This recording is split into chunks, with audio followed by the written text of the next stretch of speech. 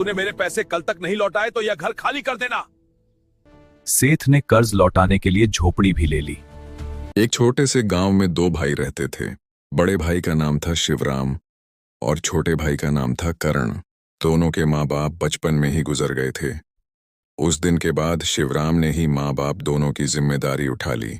उनका घर भी कोई खास नहीं था, मिट्टी की दीवारें, टूटी हुई छत और एक छोटा सा आंगन। लेकिन उस छोटे से घर में प्यार बहुत बड़ा था। शिवराम सुबह सूरज निकलने से पहले उठ जाता, गांव के खेतों में मजदूरी करता, कभी लकड़ी काटता, कभी ईंट ढोता। शाम को जब घर लौटता तो सबसे पहले अपने छोटे भाई करण को ढूंढता। करण, पढ़ाई की ना आज? हाँ भैया, आज मास्टर जी ने मेरी बहुत तारीफ की। वह हमेशा कहता, तू बस पढ़ करण, तुझे बड़ा आदमी बनना है, मेरी तरह मजदूर नहीं। कई बार घर में सिर्फ 2 रोटियां होती और शिवराम हमेशा कहता, मुझे भूख नहीं है, तू खा ले। लेकिन सच्चाई यह थी कि वह खुद भूखा सो जाता था। समय बीतता गया। करण पढ़ाई में बहुत तेज निकला। उसकी फीस, किताबें, कपड़े, सबका खर्च बढ़ता गया। शिवराम ने गांव के सेठ से उधार लेना शुरू कर दिया। सेठ हर बार कहता, एक शिवराम उधार ले रहा है लेकिन लौटाना भी पड़ेगा। शिवराम सिर झुकाकर कहता, मेरा भाई पढ़ लिख कर बड़ा आदमी बनेगा, सब चुका दूंगा। कई सालों की मेहनत के बाद आखिर वह दिन आया जब करण की पढ़ाई पूरी हो गई। उसे शहर में एक बड़ी नौकरी मिल गई। धीरे धीरे वह बहुत अमीर बन गया। गांव में उसने एक बड़ा और शानदार घर बनवाया। ऊंची दीवारें, बड़ा गेट, चमकते फर्श। पूरा गांव हैरान था। एक दिन करण ने कहा, भैया अब उस झोपड़ी में क्यों रहना, आप मेरे नए घर में आ जाओ। शिवराम की आंखों में खुशी आ गई। उसे लगा अब उसके सारे दुख खत्म हो गए। अगले दिन वह अपना छोटा सा सामान लेकर नए घर पहुंचा। लेकिन जैसे ही वह अंदर जाने लगा, करण ने उसे रोक दिया। भैया आप यहां नहीं रह सकते। शिवराम हैरान रह गया। क्यों? करण ने ठंडी आवाज में कहा, यह मेरा घर है, मैंने अपनी मेहनत से बनाया है, आप चाहें तो अपनी झोपड़ी में ही रहिए। यह सुनकर शिवराम का दिल टूट गया। जिस भाई के लिए उसने अपनी पूरी जिंदगी लगा दी, आज वही उसे घर से निकाल रहा था। लेकिन उसने कुछ नहीं कहा, बस चुपचाप वापस अपनी झोपड़ी में लौट गया। कुछ समय बाद शिवराम पर कर्ज बहुत बढ़ गया। एक दिन सेठ आया और बोला, अगर कल तक पैसे नहीं दिए तो घर खाली कर देना। शिवराम के पास कुछ भी नहीं था। आखिरकार उसकी झोपड़ी भी छीन ली गई। अब वह पूरी तरह बेघर हो चुका था। मजबूरी में वह गांव के किनारे पड़ी एक बंजर जमीन पर चला गया, जहां न पानी था न फसल, सिर्फ सूखी मिट्टी और सन्नाटा। वहीं उसने एक छोटी सी झोपड़ी बनाई और नई जिंदगी शुरू करने की कोशिश की। लेकिन हर रात उसे एक अजीब सपना आता, जैसे कोई जमीन के नीचे से उसे बुला रहा हो, मुझे बाहर निकालो। उस रात शिवराम फिर उसी बेचैनी के साथ सोया और फिर वही सपना, अंधेरा, गहरी आवाज, मुझे बाहर निकालो, मैं यहीं हूं। इस बार आवाज पहले से ज्यादा साफ थी। शिवराम अचानक उठ बैठा। उसका दिल तेज धड़क रहा था। वह बाहर निकला। चारों तरफ सन्नाटा था, लेकिन उसे साफ महसूस हो रहा था ये आवाज उसी जमीन के अंदर से आ रही है। अगली सुबह शिवराम ने तय कर लिया, आज वह इस राज को जरूर जानेगा। वह कुदाल लेकर खेत में गया और उसी जगह खोदने लगा जहां उसे बार बार सपना आता था। धूप तेज थी, पसीना बह रहा था, लेकिन आज वह रुका नहीं। अचानक टन कुदाल किसी कठोर चीज से टकराई। शिवराम चौंक गया। उसने जल्दी जल्दी मिट्टी हटानी शुरू की। थोड़ी देर बाद उसे पत्थरों से बना एक चौकोर ढक्कन दिखाई दिया, जैसे किसी पुराने तहखाने का दरवाजा हो।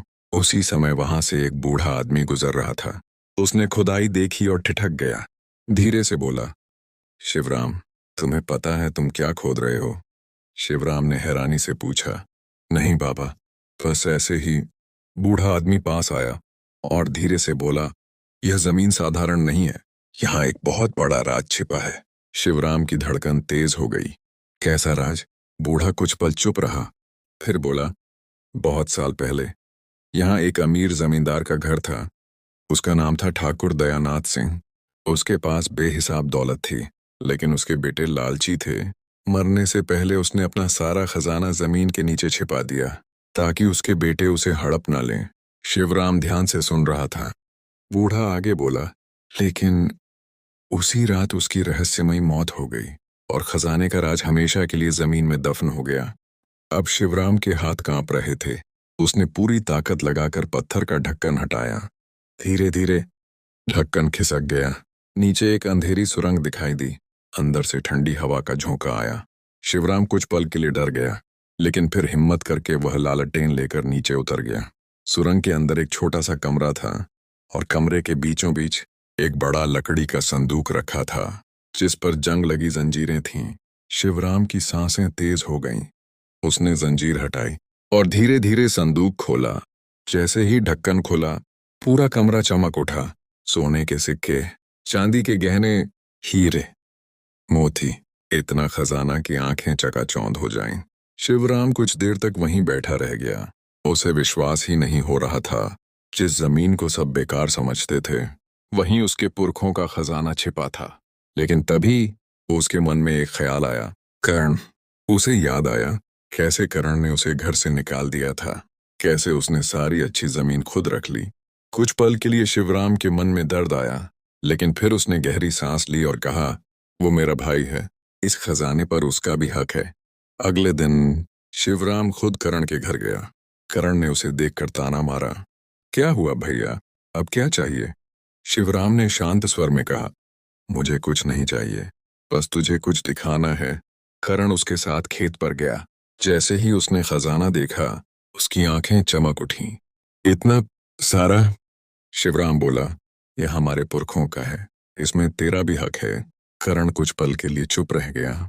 उसे यकीन नहीं हो रहा था, जिस भाई को उसने ठुकरा दिया, वही आज उसे इतना बड़ा हिस्सा दे रहा था। कुछ दिनों में खजाना बराबर बांट दिया गया। शिवराम ने अपने हिस्से से खेत सुधारना शुरू किया, पानी का इंतजाम किया और सादा जिंदगी जीने लगा। लेकिन कर्ण के मन में कुछ और ही चल रहा था। खजाना मिलने के बाद जहां एक तरफ शिवराम सादगी से अपनी जिंदगी सुधारने में लग गया, वहीं दूसरी तरफ कर्ण के मन में एक नया लालच जन्म ले चुका था। कर्ण रात रात भर सोचता, इतना पैसा है, अगर इसे बढ़ा लिया तो मैं पूरे इलाके का सबसे बड़ा आदमी बन सकता हूँ। कुछ दिनों बाद वह शहर चला गया। वहां उसकी मुलाकात कुछ चालाक व्यापारियों से हुई। वे लोग मीठी मीठी बातें करते थे। उन्होंने कर्ण से कहा, अगर तुम अपना पैसा हमारे व्यापार में लगाओ तो हम कुछ ही महीनों में इसे दोगुना कर देंगे। कर्ण के मन में लालच और बढ़ गया। उसे लगा, अब तो वह बहुत बड़ा अमीर बन जाएगा। बिना ज्यादा सोचे समझे उसने अपना लगभग सारा खजाना उन व्यापारियों को दे दिया। शुरुआत में सब ठीक लग रहा था। उसे बड़े बड़े सपने दिखाए जा रहे थे। लेकिन कुछ महीनों बाद सब कुछ बदल गया। एक दिन वह शहर पहुंचा तो देखा दुकान बंद थी, कोई भी वहां नहीं था। कर्ण घबरा गया। वह इधर उधर भागा, लोगों से पूछा, लेकिन किसी को उन व्यापारियों के बारे में कुछ भी पता नहीं था। तभी उसे समझ आया, वह ठगा जा चुका था। उसका सारा पैसा, सारा खजाना, सब खत्म हो चुका था। अब उसके पास कुछ भी नहीं बचा था, न पैसा, न घर, न वह घमंड, बस पछतावा। कर्ण की आंखों के सामने बार बार शिवराम का चेहरा आ रहा था। जिस भाई ने मेरे लिए सब कुछ किया, मैंने उसी को ठुकरा दिया। कुछ दिनों तक वह शहर में भटकता रहा। फिर टूटा हुआ, थका हुआ वह वापस अपने गांव लौट आया। गांव की गलियों से गुजरते हुए उसका सिर शर्म से झुका हुआ था। आखिरकार वह हिम्मत करके शिवराम के घर पहुंचा। अब वह पुरानी झोपड़ी नहीं थी। वहां एक छोटा लेकिन साफ सुथरा घर था। खेत हरे भरे थे और शिवराम मेहनत कर रहा था। कर्ण उसे देखते ही रो पड़ा। वह दौड़ कर गया और शिवराम के पैरों में गिर गया। भैया, मुझे माफ कर दो। उसकी आवाज कांप रही थी। मैंने लालच में आकर बहुत बड़ी गलती की। जिस भाई ने मेरे लिए सब कुछ किया, मैंने उसी को दुख दिया। भगवान ने मुझे उसकी सजा दे दी। आज मेरे पास कुछ भी नहीं बचा। शिवराम कुछ पल तक चुप खड़ा रहा। उसकी आंखों में भी हल्की नमी थी। फिर उसने धीरे से कर्ण को उठाया, उसके कंधे पर हाथ रखा और मुस्कुराकर कहा, कर्ण, दौलत खो जाने से जिंदगी खत्म नहीं होती। सबसे बड़ी दौलत भाईचारा होता है। कर्ण फूट फूट कर रो पड़ा। भैया, अगर आप मुझे माफ कर दो तो मैं आपके साथ रहकर फिर से मेहनत करूंगा।